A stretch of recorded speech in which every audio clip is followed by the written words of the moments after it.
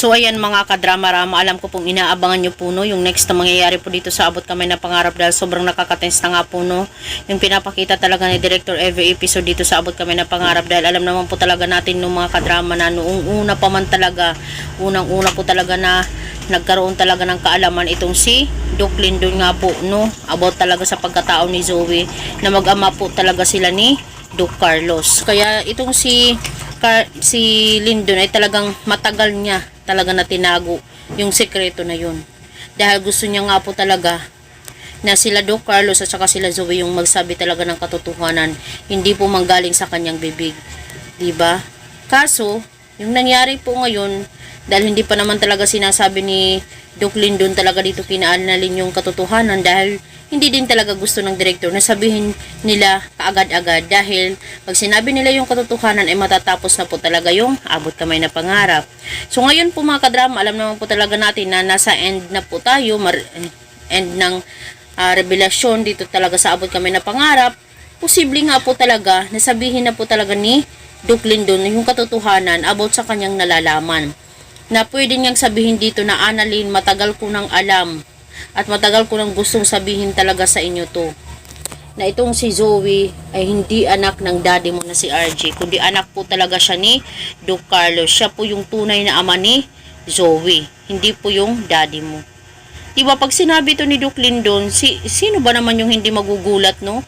At lalong-lalong na itong si Annalyn dahil nakikita naman niya talaga itong si Zoe, nakakaiba talaga yung character, kakaiba yung attitude na parang hindi anak ng kanyang daddy. Kasi itong si Annalyn sobrang bait na bata, siya naman ay ibang klaseng bata. Diba? May pinagmanahan kumbaga. Tapos itong si Lynette, sobrang bait din. Kaya nagmana si Annalyn talaga kay daddy niya at saka kay Lynette na sobrang napakabait. So ito naman si Lindon, sana nga po talaga no, ay si Doc Lindon na talaga yung maging susi ng lahat-lahat para malaman na talaga nila Annalyn yung katotohanan about talaga sa pagkatao ni Zoe. Kasi hanggang ngayon talagang pinagtatanggol pa rin talaga ni RJ itong si Zoe na kung saan hindi naman talaga niya anak itong si Zoe. Kumbaga hindi worth it yung pagtatanggol niya dahil hindi naman niya talaga ito kadugo. Yun lang dahil lumaki yung bata na yan dito kay RJ, talagang napalapit na din talaga si RJ dito sa kanya. Pero dahil nga po sa mga pinagagagawa din niya ay talagang lumalayo na din talaga yung loob ni RJ sa kanya. Sana nga po talaga no, ay pakisamahan pa rin talaga ni RJ itong si Zoe.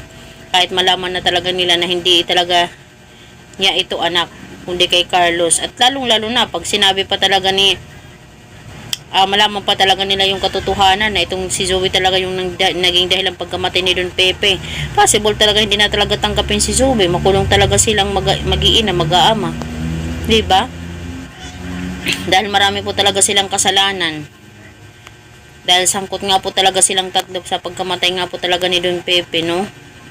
Dahil itong si Moira talaga yung naging mastermind ng lahat ng mga plano na yun. Ay nako. So yun lang po mga kadrama. Abang-abang na lang po tayo sa next na mangyayari dito sa Abot Kamay na Pangarap. Don't forget to please like, share, and subscribe my channel mga kadrama, mga kaabot kamay, mga kadramatic. Bye!